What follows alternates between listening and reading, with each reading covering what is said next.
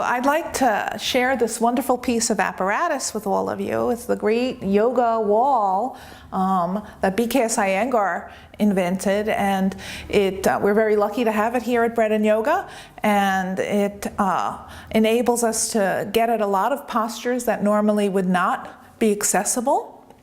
It allows you to expand in a posture, to explore a range of motion and gain confidence. And it's anti-gravity, which is great. Gravity doesn't work against us, it works for us. So what I'd like to show you first is the very classical Adho Mukha Svanasana, downward dog, that is a challenge for many of us. We get caught in the shoulders, and if you look at those classical pictures, the head actually comes to the floor. So doing it with this piece of apparatus, with a nice, comfortable sling, it's accessible. So the trick is when you come into the sling, you want to hold it so it stays at the crease of the thighs, and the wall will hold me. And I have to trust in that. And I have these two handles that are spacers for me. And I take the heels to the wall, stretch the arms, and Adho Mukha Svanasana. So now I can explore this posture, truly activating all of the body, the arms and the legs, so the spine receives in a more equal way. So the weight isn't just falling on my shoulders or on my head. And I can activate the legs by pressing the feet and pressing the heels into the wall. Pull the kneecaps up and the thighs back. So one could stay like this for quite a long period of time and explore different actions with the arms. And what happens if you bend the knees? And just keep growing in the pose. And you can start to activate the arms as if they're weight-bearing by pressing the hands down, pulling the arm bones up.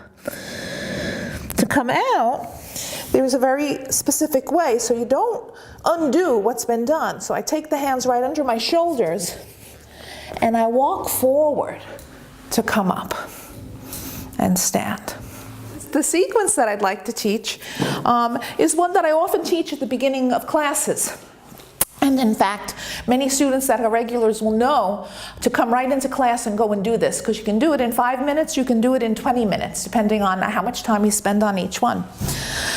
So the sling, notice the sling is up higher, so I have to kind of tiptoe in, bend forward, hang. Right? So I trust that the wall will hold me, and then I trust that it's still going to hold me as I step up.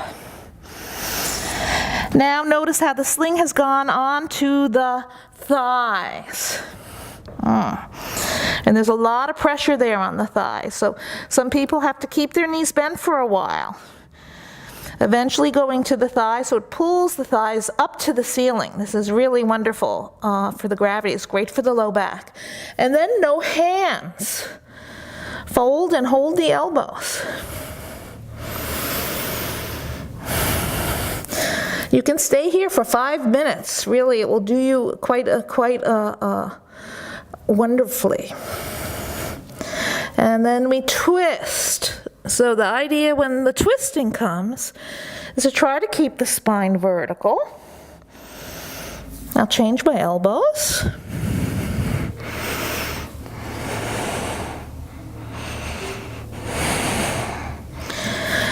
And then extend the arms like dog pose. Press the legs and fly. All right, so it's an inhale up, exhale down. And some people are very frightened of this, so you can approach it cautiously.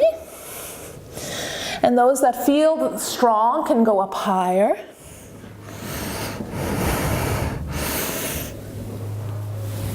And you can even take it into an upper back bend, like Adho Mukha, Urdhva Mukha Svanasana, upward dog.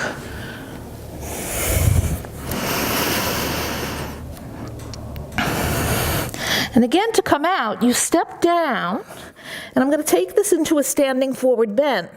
So I stay taut on the sling, get my feet under my buttocks, and use the sling to help me into a better forward bend.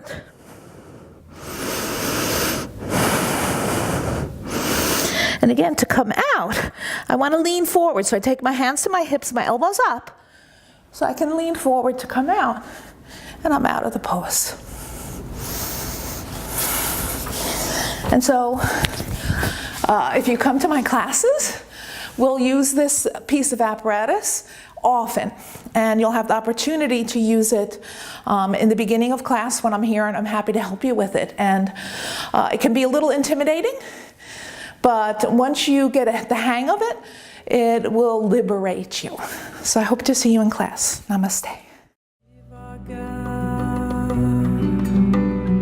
Ver meu ser